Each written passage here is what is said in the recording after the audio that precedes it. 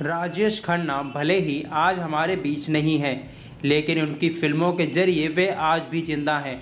उनका नाम आज भी हिंदी फिल्म इंडस्ट्री के दिग्गज कलाकारों में लिया जाता है। राजेश खन्ना ने हिंदी सिनेमा को कई यादगार सुपरहिट फिल्में दी हैं। राजेश खन्ना अपने दौर में लड़कियों का क्रश थे। कितनी ही लड़कियां उनसे शादी करना चाहती थी, लेकिन वे सबका दिल तोड़कर एक्ट्रेस डिम्पल कपाड़िया के साथ शादी के बंधन में बंध गए। उनकी दो बेटियां हैं, ट्विंकल खन्ना और रिंकी खन्ना। एक इंटरव्यू में डिम्पल ने कहा कि राजेश खन्ना एक बेटा चाहते थे, लेकिन ट्विंकल के बाद उनको फिर से एक बेटी हुई और राजेश ने उसका चेहरा तक नहीं देखा था। फिर उसके बाद पूरे 5 महीने बाद राजेश ने अपनी बेटी रिंकी का चेहरा देखा। बेटा ना होने की वजह से दोनों पति पत्नी के रिश्ते में भी दूरी आने लगी, जिसके बाद डिम्पल दोनों बेटियों के साथ घर छोड़कर चली गईं। लेकिन कुछ समय बाद ही एक्टर को अपनी बेटियों की याद सताने लगी और वे उनसे मिलने लगे और धीरे धीरे सब ठीक होने लगा और इन सब के रिश्ते मजबूत हो गए। और राजेश खन्ना को लीवर में इन्फेक्शन की वजह से उन्होंने जुलाई 2012 में आखिरी सांस ली। बॉलीवुड के काका यानी लाखों दिलों पर राज करने वाले सुपरस्टार राजेश खन्ना बॉलीवुड में सिर्फ अपनी शानदार फिल्मों के लिए ही नहीं, बल्कि अपने गुस्से, दोस्ती और मोहब्बत के लिए भी खूब सुर्खियों में रहे हैं।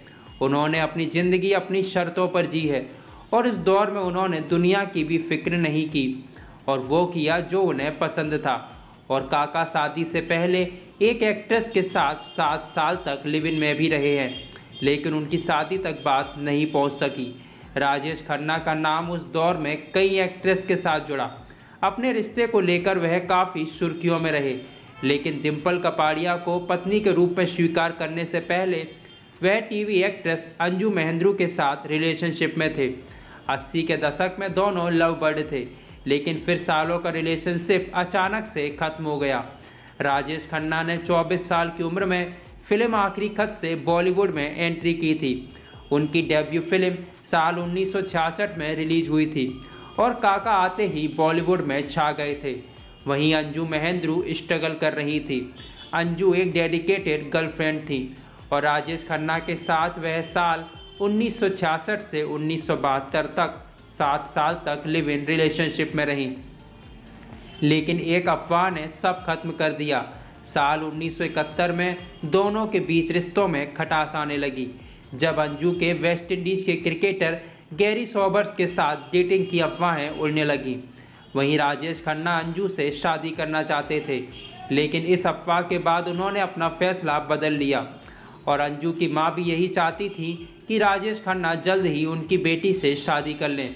लेकिन अंजू के लगातार शादी से मना करने की वजह से साल 1972 में राजेश ने उनसे रिश्ता तोड़ लिया। अंजू ने कहा था कि राजेश खन्ना के अलग और लगातार बदलते विचारों ने उनके रिश्ते में बहुत खटास पैदा कर दी थी। वह एक बहुत ही रूढ़िवादी आदमी हैं, फिर भी किसी न किसी तरह हमेशा मॉडल लड़कियों की ओर आकर्षित होते हैं और भ्रम उनके रिश्ते का एक हिस्सा था। अगर वे स्कर्ट पहनती तो वो झल्लाते और कहते कि तुम साड़ी क्यों नहीं पहनती हो, और अगर वे साड़ी पहनती तो वे कहते कि तुम भारतीय नारी का लुक क्यों दिखा रही हो। और साल 1969 से पहले राजेश की फ्लॉप फिल्मों ने उन्हें मानसिक रूप से कमज़ोर बना दिया था, जिसके कारण दोनों के बीच कई बार बहस भी हुई। अंजू के लिए राजेश का साथ निभाना दिनों दिन मुश्किल होता जा रहा था। वह मूडी, गुस्सैल और चिड़चिड़े स्वभाव के थे। वह हर समय बहुत तनाव में रहते थे। वहीं राजेश खन्ना ने एक इंटरव्यू में कहा था कि वह अंजू को समय देने के लिए कितनी भी कोशिश कर लें, लेकिन वह हमेशा बिजी रहेगी। अक्सर स्टूडियो में एक कठिन दिन के बाद जब वे घर लौटते तो उन्हें एक नोट मिलता था, जिसमें लिखा होता था कि वह किसी पार्टी में है, और इस तरह बाद में दोनों का रिश्ता खत्म हो गया। अंजू से अलग होने के बाद सुपरस्टार राजेश खन्ना के नैन अपने से 15 साल छोटी डिम्पल कपाड़िया से जुड़ गए। गुजराती गर्ल डिम्पल कपाड़िया की राजेश खन्ना से पहली मुलाकात अहमदाबाद के स्पोर्ट क्लब में हुई थी और काका भी पहली ही नज़र में डिम्पल के दीवाने हो गए थे।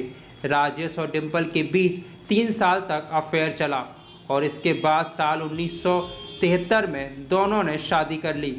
वहीं साल 1966 में आई फिल्म आखिरी खत से राजेश खन्ना ने बॉलीवुड में एंट्री मारी थी और उनकी पहली ही फिल्म 1967 को ऑस्कर के लिए भेजी गई थी। वह अपनी पहली ही फिल्म से सिल्वर स्क्रीन पर छा गए थे और राजेश खन्ना की आखिरी फिल्म रियासत थी। वह 4 दशकों तक बड़े पर्दे पर सक्रिय रहे।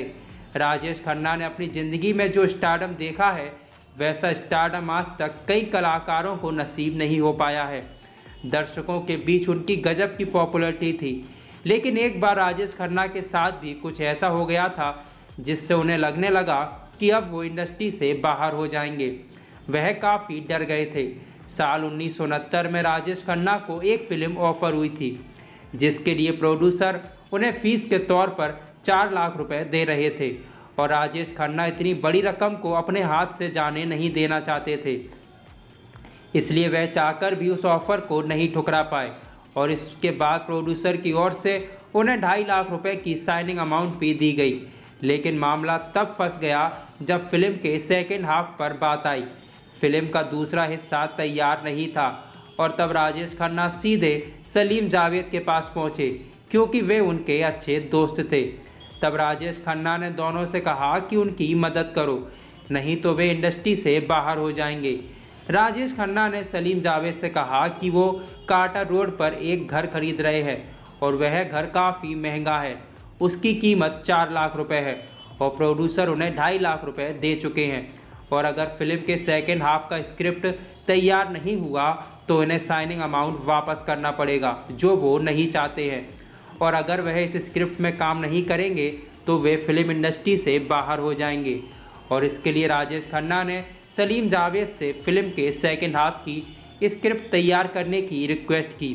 चूँकि वे दोनों अच्छे दोस्त थे तो दोनों तैयार हो गए और इसके बाद राजेश खन्ना ने खुश होकर सलीम जावेद को 5-5 हज़ार रुपये फीस भी दिलवाई, जो उस दौर के लिए एक बड़ी रकम थी।